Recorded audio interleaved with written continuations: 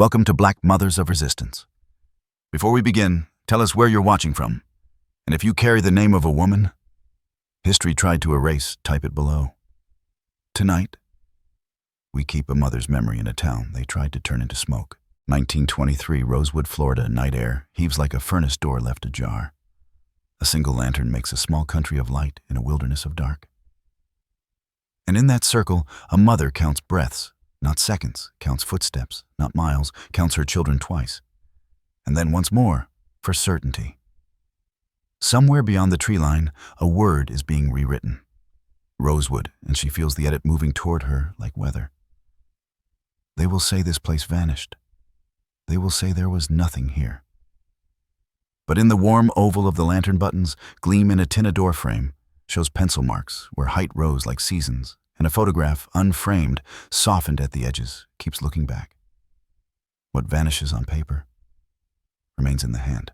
By day, the town pretends to be ordinary. Sun threads through pine and laundry line. The train breathes its iron breath at a distance. Flour dust drifts like a winter this latitude will never earn. In the store, she buys salt and wick and a scrap of yesterday's news to wrap a jar of notions, and after the jar is shelved, she keeps the paper. Because sometimes history begins with what you refuse to throw away. The clerk spells a neighbor's surname 2 different ways. Inside one sentence, he smiles like it's nothing. The smile is a hinge on one side, politeness, on the other, erasure. She has learned to hear the creak. At home, she writes safety in chalk where ledgers forget her a line across the sill. A broken horseshoe above the door. A habit of blowing the lamp out before the last talk ends. Recipe cards that don't exist are remembered by hands, onion for bites, vinegar for burns, a prayer when the wind yowls wrong. The children sleep in a topography of quilts and whispers when thunder passes. She touches each head, as if naming a star. Between her ribs, she shelters a census no book has ever counted. The first wrong note is a silence. A neighbor who always nodded does not look up. The constable, once a handshake with skillet weight, becomes a doorway with no inside. The newspaper scrap reread shows its undervoice, a rumor dressed for Sunday. A motor car idles too long, then too late. Even the dogs hesitate, their barks caught in their throats like unmailed letters. She tightens a jar lid and feels the thread of fate bite the glass. Night gathers its witnesses. Men who do not live on this street now walk it like landlords of the dark. Scripture floats in the air, not the kind preached on benches, a list of names to be driven, a debt to be collected by fire. She moves through rooms and inventory becomes ritual blankets, jars, matches. The tin with the star button and the green marble and the shaving of tin. She adds the photograph as if swearing an oath. Flame is a language that does not ask to be understood. It declares, it writes its amendments on clapboard and skin. When the first house goes, a heat line draws itself across her cheek, a signature she did not choose. She dampens cloths, lifts the smallest child to her back, takes the next by the hand, and teaches the oldest how to walk like a shadow long. Soft, without edges. The road to the swamp is longer at night. The pines comb the wind into narrow corridors. The ground gives underfoot, as if a chest refuses to rise. In the culvert by the trestle, they listen. Boots pass overhead like a short parade of thunder. Smoke finds them even there, sweet with resin, and a sick note of sugar. She tastes metal and remembers how, as a girl, she was told to keep a straight back when trouble comes. Spines are bridges. Her mother said we carry each other across. She stands, until standing feels like prayer. Dawn does not arrive, it thins. Ash falls as a counterfeit snow. Where a ladder leaned there is a black tooth pointing at sky. A piano's harp cools into a stranger's curve. From a distance, it looks like an accident invented by weather. Up close, its handwriting looped, deliberate, signed with smoke. She counts her children again, the arithmetic of survival done with breath. When they ask if they can go home, she answers the only truth the moment permits. Where we are together, that's home for now. By noon, the story returns carried in other people's mouths. It steps off trains. It sits in parlors far from this ash, and pours itself a cup of certainty. In one version, she is the cause. In another, she is the caution. In each, the town is a rumor, adjusted for comfort. She realizes the hottest fire burns. At a desk, records have flames you cannot see, and smoke that does not sting the eye. The newspaper she saved becomes more than paper. It is a handle on the machine that wants to grind her name into nobody. There is a grammar to hiding and a discipline to keeping. Paths must not repeat. Water when you can. Speak only forward, never sideways. Help arrives without signatures. A driver who asks when, not where. A door left unlatched. A hymn hummed as cover. Under canvas that used to be a fence, mothers sort what they saved and what they couldn't choose. A pot. A little salt. The boy with the school book that now smells of lesson and smoke both. She opens the tin, spreads its small nation of objects across cloth, and names each as if it were a citizen star. Marble, tin, face. The naming makes a border the flame did not cross. Tonight's map is different, drawn on palms, remembered by feet. On one edge, the creek that keeps secrets. On another, the cypress stand whose knees rise like a congregation. Somewhere in the middle, a space big enough to be a town if you squint. Not with your eyes, but with your will. She breathes, and the circle of the lantern grows by a finger. Someone will say later that Rosewood vanished. She will answer quietly, evenly, that the map lied. Before we continue, add your voice to the record. The flames could not reach comment with the city you're watching from. And if you carry a name history tried to erase, type it below so we can keep it together. Then stay with me. The paper story is about to argue with the lived one, and only one of them still gives off heat. Morning tries to convince the town it still owns its shape. It lays sunlight along fences, turns wash basins into mirrors, persuades chickens to gossip as if nothing learned the language of fire last night. She answers morning with chores because the body believes scrubbing and sweeping are a kind of spell, and because children eat even when maps are wrong. The kettle hums a thin blessing. Bread returns to the mouth, the idea that life proceeds. If grief comes, it can stand in the doorway until the floor is clean. On the road, the ruts remember wheels, even when the wagons do not return. A pine pitch bucket sits where someone set it down too quickly, a small monument to interruption. She studies the silhouette of the schoolhouse at a distance, its blackboard a dark window in daylight, and imagines the letters still on it, sums dates a rough county outline with the railroad line scratched like a vein. Her oldest traces letters in the sand with the toe of one shoe, then scuffs them out, as if practicing how records behave. The mother makes rounds like a quiet sheriff of what remains. She checks the doorframe marks, the inches of growth that insist upon chronology when calendars fail, and presses her thumb where pencil has bitten wood. She folds blankets, counts jars, counts breaths, a metronome in the lungs that says we are still keeping time. At the sill, she redraws a chalk line that last night's damp erased, a pale boundary between outside story and inside truth. The broken horseshoe over the door hangs like a question mark, half luck, half witness. Neighbors pass with eyes that have learned a new etiquette. Do not hold too long. Do not ask too much. Do not say the wrong name in front of the wrong wind. A woman from 3 houses over brings a handful of nails, because rebuilding begins with small iron. A man offers the kind of help that is all future tense. I'll see. I'll ask. I'll try verbs that keep walking and never sit down. She accepts both the nails in the hand, the promises in the air, and files them in 2 boxes the soul keeps separate. At noon, the heat puts its thumb on the day. Cicadas saw at the edges of thought. Paper wants to stick to fingers. She takes the scrap of news she saved from yesterday's jar, smooths it, and reads the same paragraph again, listening not for words, but for tone. There it is, the exact pressure of contempt that makes a sentence tilt the way a legid performs work for people whose mouths never tasted its consequences. She folds the paper smaller. A talisman now not of belonging, but of the lie that must be beaten in detail. Children ask for ordinary things. Can we go to the creek? Can we climb the fence? Can we trade the marble for the yellow one from the boy down the lane? These are good questions.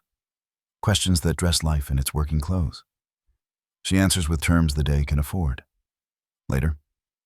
Yes, if we are together. Trade it only if you like the yellow better, not because someone says green is trouble. They nod with the solemnity of jurors and run 6 careful steps. Then look back as if the air were a lake they are not sure will hold. Signs begin to collect at the edges of the day early. Quiet, but sharp.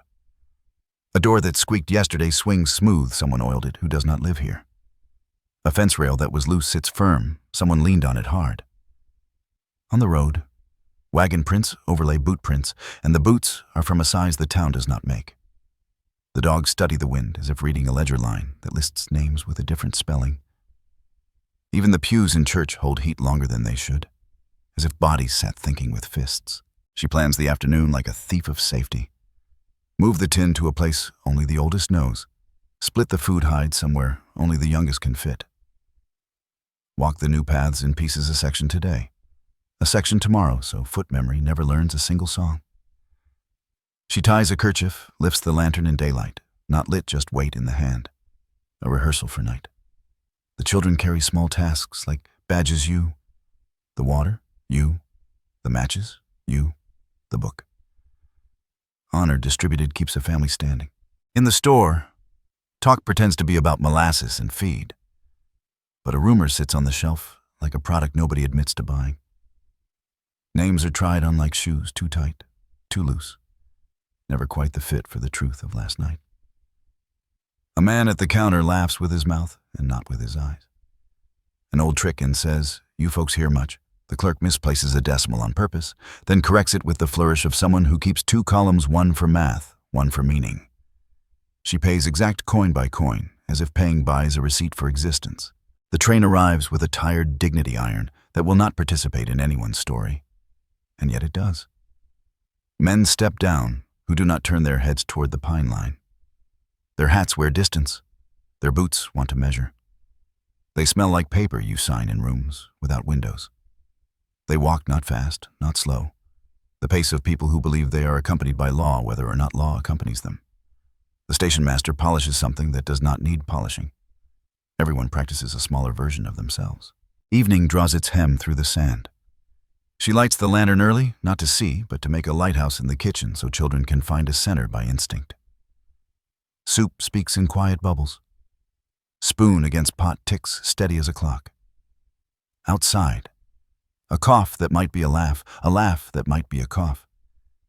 The unspecific sound of attention from someone who does not have the right to be interested. She teaches the youngest a new rule. If the lamp flame leans, we lean with it, as if wind were a teacher. In the dark, memories learn to wear shoes. The mother thinks of the winter when fever sat like a guest who would not leave. Of the August when the well failed. Of the afternoon her husband returned with a road's worth of dust on his clothes and no work in his pocket. Those were maps, too, the kind you draw by surviving. She inventories those days as if they were tools in a box wrench, hammer, twine each with a job, each with the weight of knowledge in the hand. She adds a new tool now, silence useful when words are tinder. The oldest child asks, "Will school be open? Will the bell still be a bell if it is rung by the wrong hand?" She answers with the geometry of keeping. We will learn wherever a line and a circle meet a line of letters, a circle of faces. And if the bell sounds wrong, we will count heartbeats instead. The child nods. Serious, proud. Already older by a width you can see only when they sleep. A mother learns to measure growth in kinds of questions, not inches. Clouds consider rain, then decide against it. The air is crowded with what did not fall. She steps to the threshold and looks along the street, a low river of shade between houses that used to be private ships on a shared sea. A figure moves at the far end, not hurried, a man who wants to be seen without being recognized. He pauses, adjusts his hat, turns away, as if he remembered somewhere else to be. She watches the place where he just wasn't, the way one studies a blank ledger line that has been erased too clean. Night arrives, not as an event, but as a decision the light makes to rest. She blows the lamp low, not out, and gathers the children with a ritual that does not announce itself as such. We name what we keep, she says, whispering, and they whisper back, house, names, book, tin, each word a small flame. Outside, a wheel rolls somewhere. A dog chooses not to speak. An owl writes its vowel across the yard. She feels the shape of the town fold smaller, like a letter being pushed into an envelope it was not meant to fit. Sleep is thin, but it visits. In that fragile country behind the eyes, she walks through rooms that still exist, places her palm on cool wood that is not there, hears piano keys unbroken. The dream is an archive that refuses to stamp denied. She wakes before dawn to the kind of silence that wears shoes and knows today will require both kinds of courage, the one for sudden fire and the one for slow smoke. And then, the early knock, That is not a knock, the pressure of presence on the other side of wood, the cough, the pause, the footstep half away, as if someone teaching the house to be afraid. She does not open, not yet, because opening is a kind of answer. Instead, she lifts the lantern, watches the flame steady itself, and sets the table plates. Spoon, bowl the choreography of normal that can confuse a predator who expects panic. Her hands do not shake, not because she is not afraid, but because she learned a craft that fear cannot touch. Dawn breaks, but only by inches. A breeze lifts the edge of the news scrap and lays it down again, a tiny wave on a hard sea.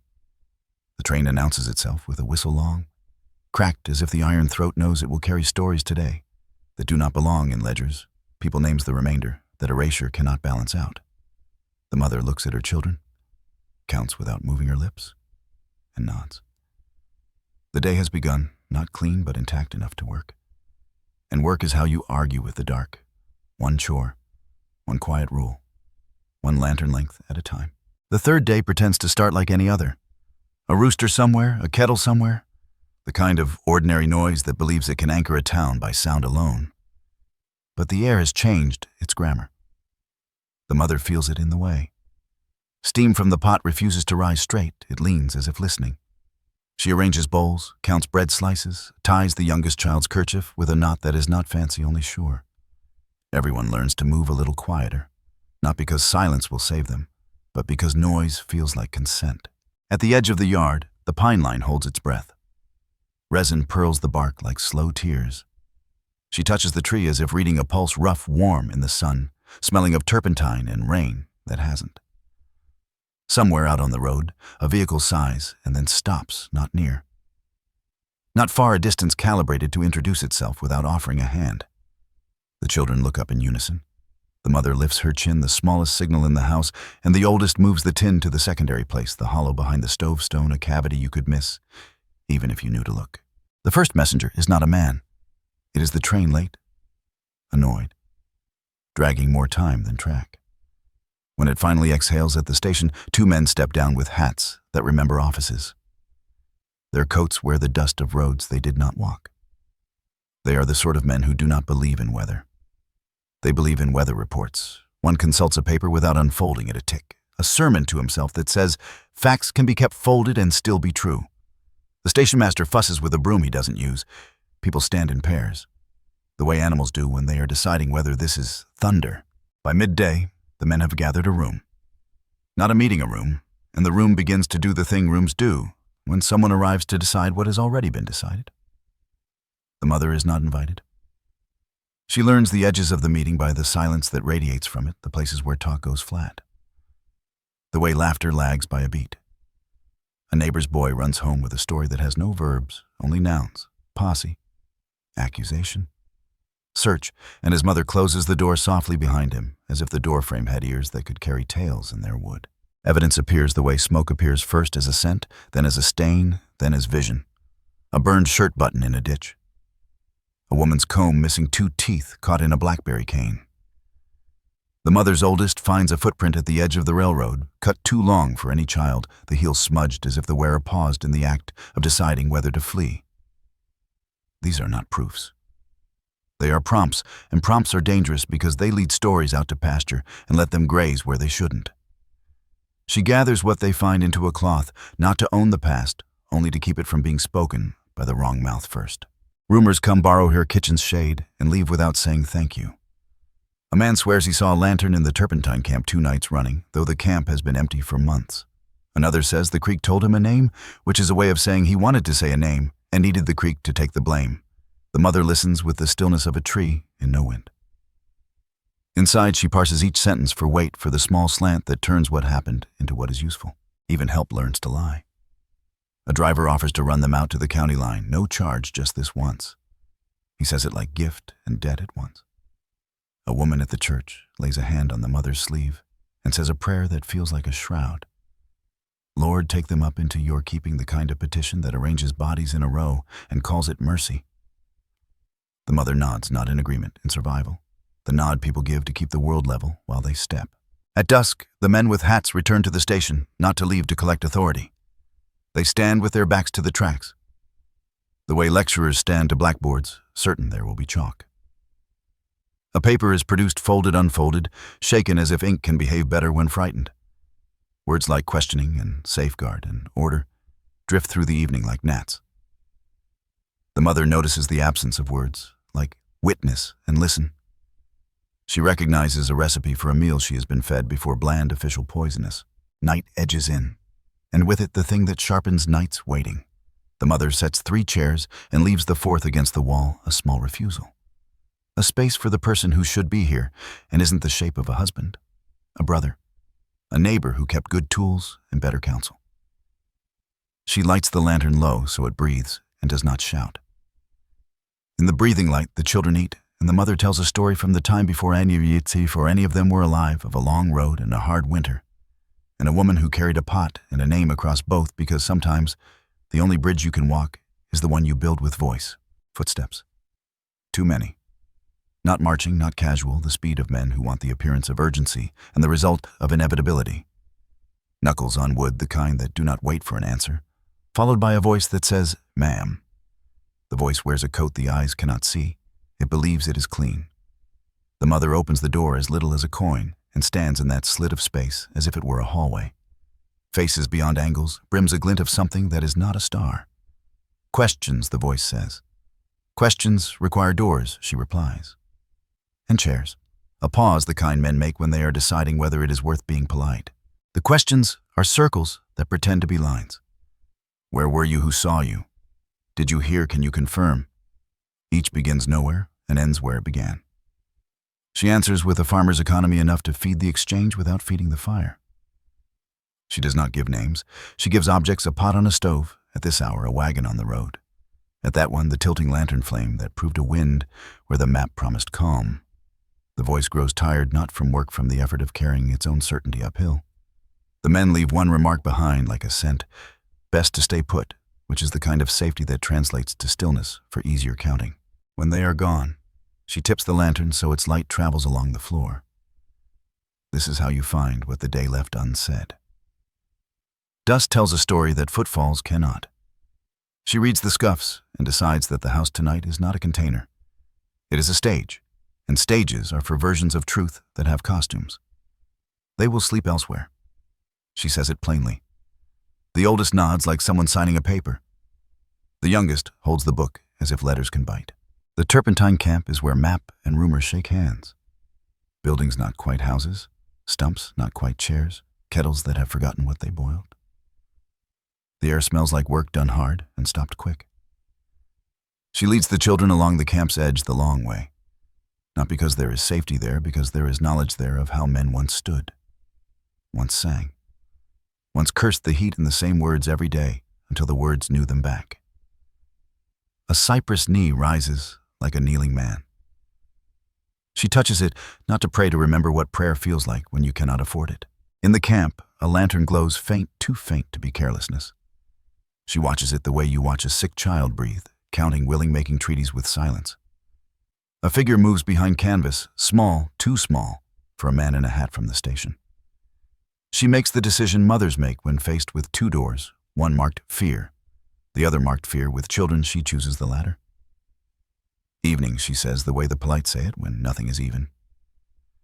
The lantern lifts, and a woman's eyes arrive before her face lit from below. Tired like wood held too near flame, too long. The woman's name comes out like a cough. She is keeping 2 of her own under a tarp, and a third that belongs to someone whose legs outran their mother. A little boy with a field of hair and a habit of counting his fingers when afraid. The mother kneels, not to make herself small, to make the children tall, eyes level. We share the night, she says, and means the work of it, the labor of making darkness carry less. They pool what they have, the soup that learned patience on her stove. The nails the neighbor gave, the story of how the men asked their circles. Sharing rearranges weight, she can feel it less on the ribs, more on the floor where full feet can bear it. Toward midnight, a noise like cloth torn lengthwise travels through the pines. Not thunder, not laughter. The oldest child states the fact: no one wants to host, they're nearer. The mother closes the tin, the tiny nation of button marble tin face, and decides if they come here, we will be elsewhere. Movement as argument.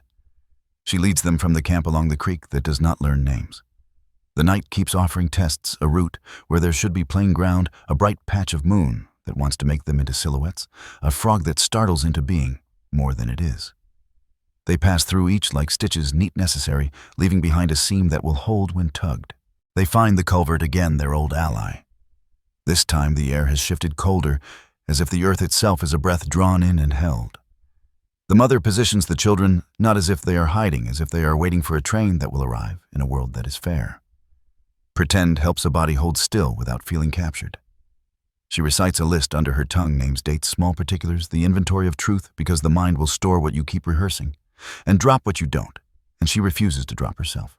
A lantern beam combs the ditch above like a slow blade. Voices enter the culvert, the way water enters a cup, finding the shape and insisting upon it. Words like search and check, and there bump along the brick in splinters. The mother's heart moves from beat to metronome to gong and back. The smallest starts to cry, the kind of cry that is more a memory than a sound, and she presses a cloth to the child's mouth, not hard, just enough to teach breath how to be a whisper. The light passes. Boots pass. Laughter passes, the kind that loves no one. Dawn walks toward them, very slowly, as if it has a limp. When it arrives, the light discovers the world with surprise. Oh, this survived, and this like a child in a thrift store choosing treasures. The mother brings the children out into that indelicate honesty and feels the ache that comes after a night spent being furniture. She counts and then counts again, not because she doubts the math, because counting is how you claim the day before anyone else tries to. By mid-morning, the meeting men have a new story, a cleaner one, the kind you can print in neat columns. It contains the right number of reports, the correct serving of concern, a garnish of order restored. It has no place for smoke that smells of sugar, or a child's habit of counting fingers, or a chalk line redrawn at a windowsill. The mother is called a word that would like to be praise, and is not resilient, as if resilience were not the tax the poor pay to live on other people's maps. She receives the word the way one receives rain, that is not enough grateful, and also not fooled. Someone comes with an offer that sounds like mercy. We can move you along, just you and the children, temporary for safety. The mother hears what the sentence leaves out, the house, the marks on the doorframe, the neighbors who will be left to become inconvenient facts. She asks where the man says a place with a good name, a kind name, a name that freezes on the tongue if you have ever had to say goodbye there. She says she will consider it, which is a sentence that buys time the way a shop buys sugar, one scoop at a time. That evening, she visits the schoolhouse not to sit, to stand near a bell. The clapper is a small god chained politely inside a mouth. She places her palm against the bell's belly and feels the cold tell her how long it has been since sound. She wants to ring it to make a noise large enough to be evidence, but she does not. Not yet. Instead, she writes on the board a single word. The town's name, careful letters, not pretty precise, and underlines it once. They're a fact in chalk, erasable, and therefore dangerous, and therefore necessary. She leaves it for whoever finds things tomorrow. The creek offers a cedar log that remembers being thunder. She takes it. The children throw stones not to hit, to measure. Each plunk is a unit of a past that refuses to stay dry. The mother lets her hands float at her sides, palms up, as if asking the air for an accounting. In return, the air gives her a list of small miracles, the way steam from soup fogs a tin mirror, the way a child falls asleep mid-sentence and resumes the sentence in a dream, the way a pine holds a moon slice like a borrowed coin. She pockets the list, not in cloth, in breath. Night again. The map of safe and not safe shifts by inches, as maps do, when drawn by fear and corrected by love. She teaches the children a game that is not a game. Listen for the far whistle count. 5, listen for the closer dog count. 3. Now speak one word each house. Names. Book. 10, let the words touch without making a sentence, because sentences are for courtrooms where the judge already knows the ending. Words alone can survive crossings that sentences cannot. And then the turning. Not a shout, a letter. A neighbor, the one with a careful face, slips it under the door at a time that has no name. Not night, not morning. The paper is thin, but the ink is heavy. A list of places to be inspected, and a schedule and a name circled that is not the mother's and might as well be. She reads it twice, 3 times, as if numbers can be persuaded to confess. She sees the pattern, the way men will move, the way the story will be made, to step and fetch for print. She folds the letter and places it under the lantern's base, the small stone of truth holding the light steady. So the pivot is set. The day after tomorrow will arrive with boots on. The mother can feel the calendar clear its throat. She does the only arithmetic that counts. If we go now, and again, and again, we might make them late to themselves, and lateness is how lies misbehave. She calls the children in with a whistle she taught them in a different life, the signal for supper, now the signal for everything. They gather quick, sure a flock choosing a leader because dusk demands it. Before sleep, thin as a promise, she tells them one more story. Not ancient. This one new, about a mother who wrote a town's name on a blackboard and left it there, and how the name was erased by morning. But the dust from the chalk rode the children's cuffs into the next county and the next. And how the dust made their hands white for an hour, and the air white for a moment, and how someone seeing that white in the air asked, "What word did you carry?" And how the children answered each with a single letter, and how the letters touched not a sentence, only a keeping. They sleep. The lantern guards the edge between dark and darker. Outside, the pines make a low cathedral of the road. The mother sits with her back to the door and her face to the window, the posture of those who intend to remain. Tomorrow, she thinks. We make the truth walk in daylight, even if daylight is stingy. Tomorrow, we go to the places they will look before they look, and plant what must be found, not to trap, to testify. Tomorrow, the grammar of hiding will meet the grammar of evidence. And somewhere between them, if we balance the sentence on breath, a town's name will stop being a rumor. The day arrives, booted punctual, as if time itself had been drilled. The mother wakes before it. Not by much. Just enough to greet what will claim to be inevitable, and tell it softly that she saw it coming. The letter under the lantern base has pressed its ink into the wood, a ghost of a route, a map you can feel with your fingers. She folds it once more, a crease over the schedule, and tucks it where lists become muscle. She decides the first place to stand is the blackboard. If there must be a theater, choose the stage. She walks with the oldest, cutting the corner behind the smoke-cured fence, past the stump that looks like a crouched man, and into the schoolhouse, where light arrives as dust before it becomes a beam. The word she wrote last night waits, Rosewood, chalk a little greasier where the hand pressed harder. She underlines it again, not once, twice, and sets a stick of chalk on the sill like an invitation. When the bell rings, it will not be a call to study. It will be a shout that cannot be whispered down. They do not ring the bell. Not yet. They listen instead to the road's grammar tires first, then hooves, then men, the way a sentence layers clauses. The mother shows the oldest where to stand, not center left of center, so the sight lines will cut through the word and pin it to the air behind them. She feels the thrum of arrival in the floorboards, a low rumor of weight. When the door opens, it opens the way a page opens in a courtroom to reveal what it has already decided to say. Hats enter before faces, brims like little roofs against accountability. The men seem surprised by how small the room is, as if the law they carry would prefer a grander ceiling. They see the word. They begin to perform, not seeing it. And then one the younger glances quick, and the brief honesty of that glance makes the chalk louder. Questions, the older says. Again, as if the repetition could build a scaffold to climb above truth.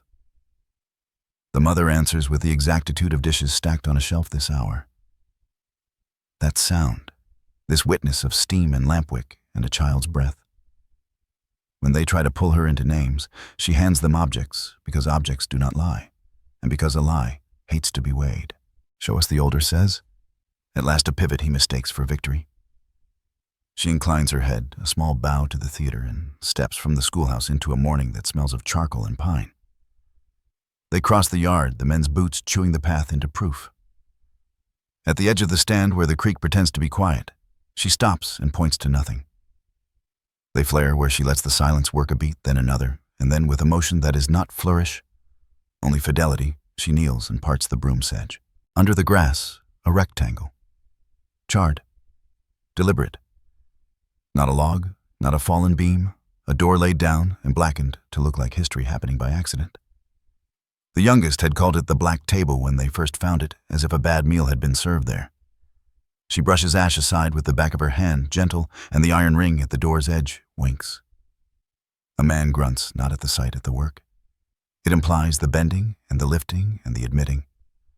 Another man reaches, then pulls back because to touch is to join. The mother lifts. The ring is hot, though the fire is long gone, the way lies. Keep heat under their skin. Hinges complain, a sore confession. The smell that rises is old wood, wet rope, something sweet that remembers being fruit and something else, that wants to be called by a name she will not give it in front of children. Steps descend into ground like a paragraph no one wanted to read. She lets the men go first, generosity, and trap share a posture, and they take it like kings' hats, forward shoulders broad, with borrowed importance. Inside the earth makes a room of itself cool close, a throat of roots and boards. Shelves line one wall, jars with labels melted into anonymity, a tin with a dent that suggests a fist, a lamp whose glass is black from the inside out. In the corner, a bundle canvas cord awkward. The oldest child's breath clots. The mother places her hand on the child's shoulder weight as sentence, "I am here, you are here. We will meet this together." The younger man prods the bundle with a stick, an old courage, and the stick comes away with something that used to be cloth. And now is explanation. They inventory the room badly. Men with folded papers make poor archivists. The mother guides them, not like a teacher, like a survivor who understands that accuracy is a kind of weapon. She points to the jars, kerosene, turpentine, grease. She names the nails on the shelf, the wire, the hooks. She does not say the word kit, but the room has that logic, a recipe for night work. On the far wall carved shallow with something dull. A list of surnames half finished, some spelled wrong on purpose, a roster of who would be absent from tomorrow's story. The men pretend not to see it. The chalk in her pocket feels heavier. Outside again, light hits eyes like a reprimand.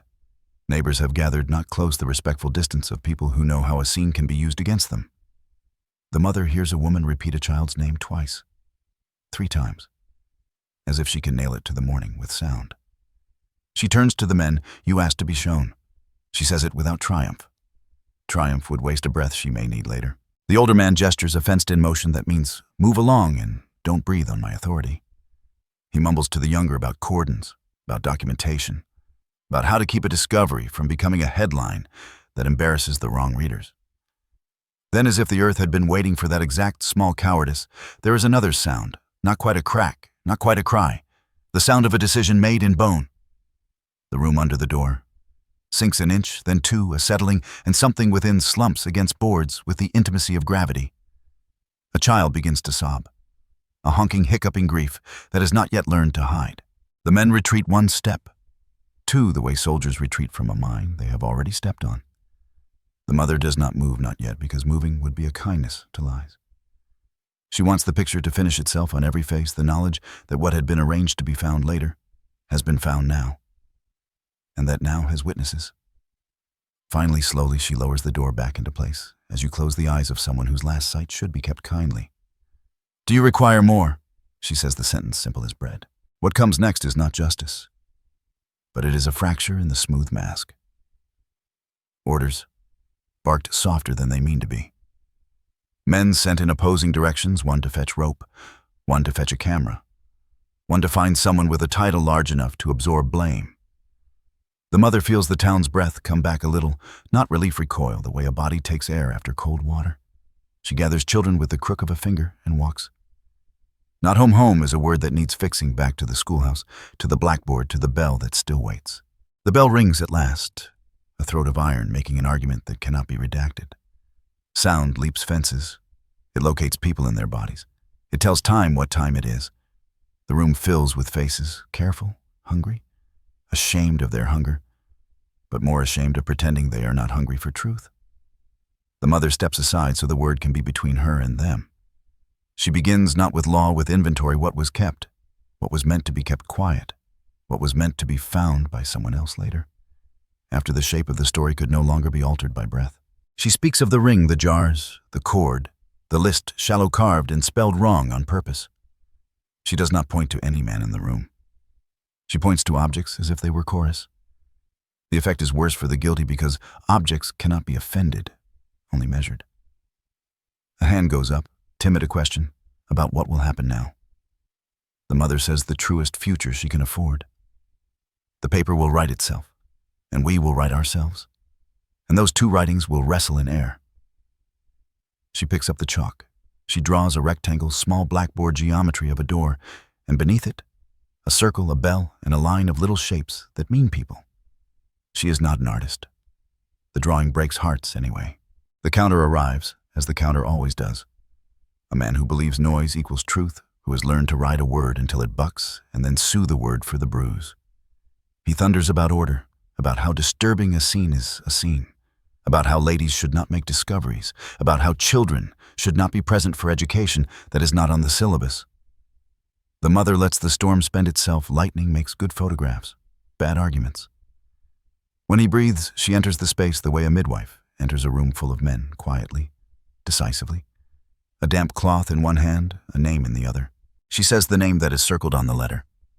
Not loud, clear. The name arranges faces into lines, some drawn toward, some flinching back, and in that arrangement, the room speaks more truth than anyone's mouth. The man with noise grows quieter, as if part of him has remembered the weight of his own body and how it will look next to a shelf of jars in a photograph. He says, "That letter is hearsay." She says, "This ring burned my fingers." He says, "We must not inflame." She says, "The wood is already ash." There is a motion at the door, not grand, consequential. A woman, the one from the camp, steps in with the child who counts his fingers. She stands with her hands in front of her, clasped, as if prayer were a pose you could rest inside even when you do not have the fee. She says she saw men carry canvas at an hour. Canvas does not travel, and that she said nothing because she had been taught the price of sound. The room leans. The bell in the yard answers without being touched. A breeze, a small mercy, makes its mouth lift and settle. A single note, brief but enough. Outside, the creek behaves like it never learned human. Sun makes a coin on its shoulder and steals it back.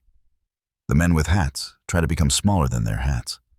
The younger is failing at it. He keeps glancing toward the pine stand the way a boy glances at a tree he has marked with a knife and wants to see whether the bark is healed. The older speaks into his collar, dictating regret to an audience that will never be present. The mother steps down from the schoolhouse threshold and walks toward the place where the earth opened its mouth. They have roped the door. A camera blinks at it, like an eye with a cinder stuck under the lid. The air down there is not moving a waiting mouth, and around it, the insects that specialize in unfinished business draw their figure eights. A young man with a notebook lifts his pencil and asks the mother what she wants written. She considers an odd courtesy and says, "Write that someone tried to bury a future. Write that it failed." The pencil hesitates, the hand surprised by the ease of those two sentences. Then the lead kisses paper. The immediate aftermath moves like an animal, with two heads, one biting, one licking. There are hands that offer blankets, and hands that tighten knots. There are men who use the word evidence as if it were a doorstop, and men who use it like a key. There are women who pack food for the diggers, and women who close shutters not to be seen feeding anyone who might later be blamed for hunger. The mother stations herself between the creek and the schoolhouse, midway, a lighthouse whose lamp is a human face. People pass through her light and find a better version of themselves for 3 steps, sometimes 4. She sends the oldest with 2 tasks, one simple, one sharp. The simple, fetch water, because work makes men decent at least while they drink. The sharp, take the chalk to 3 doors and write the name at shoulder height where a cloth cannot smudge it without confession. ROSEWOODA, word at human level. I to hand, the proof of presence that demands deletion to deny. The child leaves with a weight that is not burden, but office. The youngest stays counting not fingers, faces a new arithmetic, who is here, who looks, who pretends not to. As the sun leans, the ground yields what it can, and refuses what it must, and the camera swallows both the portion that can be made to sit in a frame. Someone starts to hum the beginning of a hymn and stops embarrassed by hope. The mother hums the same note lower, steadier, and the embarrassment leaves by the back door. The melody treads between sorrow and work, the 2 reliable roads. A hand brushes ash from a box like brushing sleep from a child's hair. The mother does not look away. Looking away is a luxury not available to those whose bodies have been used as erasers. The older man approaches something like apology snagged in his throat and says that for tonight, for safety, for procedure, families should be moved temporarily to the station, to the church, to anywhere that can be supervised. The mother answers the way a nail answers a hammer, by holding. We will move as we choose, she says, and we will return as we choose. He opens his mouth to object and closes it. The bell in the yard speaks again, 2 small syllables, consent, dissent. It is hard to tell which, perhaps both. Dusk thickens. Lanterns hatch from pockets and hooks. The door in the ground glows in photographs, brighter than it glows in life. Such are the tricks of glass and guilt. The mother gathers children, not only hers, and walks them past the schoolhouse, past the bell to the edge of the pine line, where the air smells old and clean at once. She kneels, and they kneel, and she whispers what must be remembered in an order that makes forgetting clumsy: the ring, the jars, the names carved shallow, the sudden settling, the bell without a hand on it. They repeat each item, mouths small, eyes large, and the list becomes a rope. On the way back, a figure waits in the road, not blocking present. A neighbor with a careful face, the one whose letters ink bled into lantern wood. He nods a motion that contains warning, regard, and a private grief he has not rented out. He says softly that the next 2 nights will be worse, that men who fear being seen will come late and in pieces, and that the grammar of the town will break. Subject without verb, verb without object, until sentences cannot hold. The mother thanks him, not with the word, with the way she squares her shoulders, the way a wall thanks a beam. Night stands fully now. The men with hats bleed back into their origins, lighted rooms, telephones, the kind of whiskey that makes bad sentences sound brave.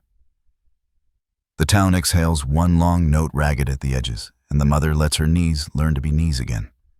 She closes the schoolhouse door, leaves the chalk on the sill, leaves the word where it can keep watch in dust. At home, or the place that is being asked to perform home, she lifts the lantern, holds it up, and the circle it makes is larger than last night. Not much. Enough. She sets the tin on the table, opens it, and adds a new object, a shard of blackened hinge, small, ugly, perfect. This, she tells the children, is a sentence. They wait for more. She smiles a tired, honest bend of light, a sentence that ends where we say, not where they say. Outside, the pines read the wind aloud, long, slow, rehearsing a testimony they will give tomorrow without words. Inside, the mother breathes, holds, releases the rhythm by which flame is managed and towns are kept. They will try, as they always do, to fold the day shut, to press the crease so hard the paper forgets it was ever open. The mother wakes into that attempt and answers it with breath. The lantern's glass remembers last night's fingerprints, little comets frozen in soot-proof that light was carried. Not granted. She wipes the pane, not to erase, to see through, and the circle of brightness grows. A coin she spends on faces, on corners, on names that refuse to stand still, only in the past. The door in the ground is rope now documented, bracketed by language that pretends to be neutral. Men with hats have discovered the usefulness of the word pending. It keeps time from happening. The camera's eye is tender today, as if it learned shame in the darkroom, but glass cannot apologize. It can only capture. The mother lets it because capture is not custody, and because what will be needed later is not another memory, but an image that makes liars perform extra work. Morning teaches its old class sweep. Boil, count, speak soft, and when you must speak sharp. Children take attendance with their fingers present, present, present, and when they reach their own names, they look up as if asking the room to agree. The mother nods a quorum of 1. She ties the youngest's kerchief, straightens the oldest's collar, and sets the tin at the edge of the table like a small courthouse star. Marble, shaving of tin, the newly added hinge shard, evidence that fits a pocket and breaks a story. Neighbors arrive in 2s, in 3s, not to decide, to stand near deciding. Some bring bread wrapped in yesterday's news sentences that once excused somebody now keeping somebody alive. One man carries water, as if it were an argument that can't be dropped without losing. A woman sets a needle down beside the tin, a modest donation to the nation of kept things, and says a sentence with no verb for mending. The mother thanks her with a look that stitches. The paper arrives the way weather arrives, by rumor first, then by weight. Its headline puts the town's name in a font that is never like them. It praises the discovery without confessing the plan. It prints the men with hats and trims the women out, as if truth itself wore brims. In a lower corner, smaller type, the word unrest leans toward order, as if for shelter. The mother reads each line, not for information, for intent, and when she is done, she folds the page until it fits the jar that needs wrapping next. History is what you keep and what you repurpose. Afternoon lengthens, more like a shadow than a clock. The bell in the yard is tired from saying the obvious. We are here, we are here, we are here. But it says it again when a breeze asks kindly. A boy not hers brings a question. His mouth can barely carry. Will they fix it? The mother asks what it is, and the boy gestures beyond grammar to the houses. To the door in the earth. To the word on the board. To the air between pine trunks where a piano's harp used to imagine forgiveness. Some things, she says, you do not fix, you shoulder. He nods a child, practicing the trade of adult. She walks to the schoolhouse, not to lecture, to witness chalk. The name she wrote still stands, rubbed at the edges, stubborn in the center. Beneath it, new hands have added smaller words, first names. Initials. Shy loops that want to survive the eraser. The mother does not scold the spelling. She underlines the whole once, twice, the way a seamstress runs a second stitch where the cloth will strain. Then she leaves the chalk on the sill again, an invitation, a weapon, a prayer. The men with hats return for the ritual called closure. It is mostly doors and almost no closing. They rid from paper, and the paper behaves as trained. It makes the world sound like it belongs to a table. They say, reviewing, coordination, further actions, words that can jog in place for years. When the older asks if there will be calm, the mother answers with the only calm she recognizes. There will be keeping. He mistakes the word for a synonym of quiet. It is not. It is a kind of labor. Dusk, again, that faithful thief. It takes color first, then distance, then certainty. The town lights itself with human hands. A lantern walks down the lane and becomes a person only at the last step. That is how memory behaves when the future tries to talk over it. At the pine edge, the creek rehearses the line it will say to everyone who leaves the line about how water prefers the present tense. The mother listens and then speaks softly to her children, a path of words they can walk by this fence. That stump. The trick step on the schoolhouse porch. The bell rope coil. The 3 stones by the culvert that make a seat if you are small, and an altar if you are desperate. Night presses its ear to the door and hears nothing worth taking. Inside, the mother lays the tin open and removes each item with the care officials reserve for seals and stamped star. Marble, tin, hinge, and then from her apron, the folded letter whose ink shadowed the lantern wood. She smooths it, the way you smooth a child's hair when they wake from a bad dream, and reads it aloud, not for the information, for the cadence, so the children will know the rhythm of a lie. Trying to be law. When she finishes, she says the counter rhythm, our names, our roots, are kept, and their mouths copy the beat. Sleep comes, not all at once, like a jury willing to hear. The mother keeps a portion of herself at the door, the part that remembers November wind through boards, the part that can count a wagon by sound.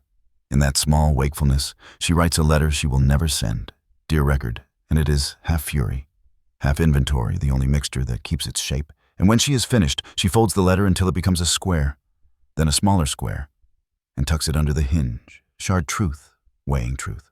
Mourning the kind that looks like it fought for its place, finds the mother on the threshold with a broom. She sweeps the step, the same action as every day. And yet today, the dust has context. Little eddies rise and fall like footnotes. She does not lecture them. She lets them settle where they will inside the house that is asking to continue, across the yard that does not refuse small burdens. The children eat slowly, the tempo of people learning the exact size of a day, and then gather at the door with faces that expect an assignment.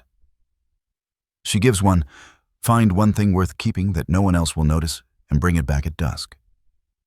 They disperse spies for a tender government. Visitors come the kind who carry notebooks and apologies. They ask for the story trimmed to fit a column, a frame, a schedule between dinner and weather. The mother gives it not trimmed, she gives it with the pauses intact. The ellipses where breath had to be counted, the dashes where footsteps interrupted sentence, and the visitors write as if punctuation were a substance they could carry. One asks what she wants most. She answers without asking herself first, to keep without hiding. The visitor nods, then writes something gentler, as if he doesn't trust the rawness to survive typesetting.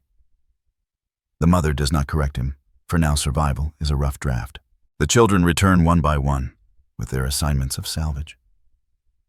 A bead the color of river shallows, a brass tack softened to kindness by flame, a pencil stub short as a thumb that still knows how to make a line.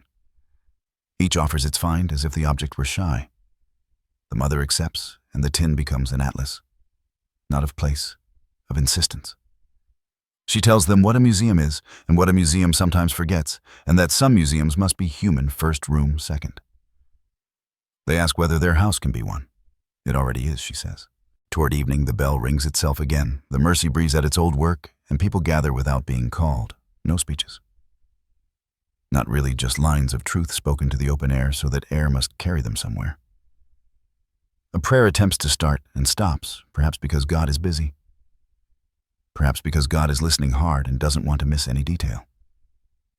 The mother steps forward, not to lead to place, the way you place a hand on a table to steady both. She names what the day has required keeping, standing, inventory, refusal, and then she names what tomorrow will require the same plus one witness. She walks to the board one last time before dark has its portion. Rosewood. The chalk duller now, a little powder at the base like frost. She draws a small circle beside the last letter, a lantern if you squint, and adds a handle, a human hand implied. Then she lays the chalk down and turns to the children. Ready? They nod the solemn joy of participants, and together they lift the tin. It is heavier now, not by ounces, by meanings, and carry it to the shelf where it will live like a neighbor. Night, the honest kind, arrives. The men with hats have scattered to rooms that confuse whiskey for clarity. The creek keeps its lesson. The pines rehearse testimony no court can interrupt. Inside, the mother sits, not weary, exact a measurement of what a body can do for a place. She closes her eyes, opens them.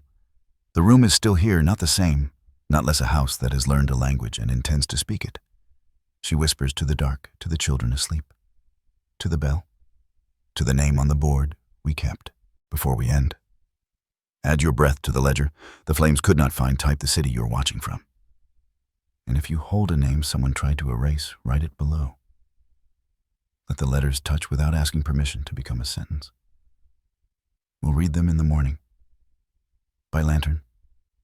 By daybreak. By whatever light stays. And when someone says Rosewood vanished, we'll answer quietly, evenly, that the map lied, and the mothers did not.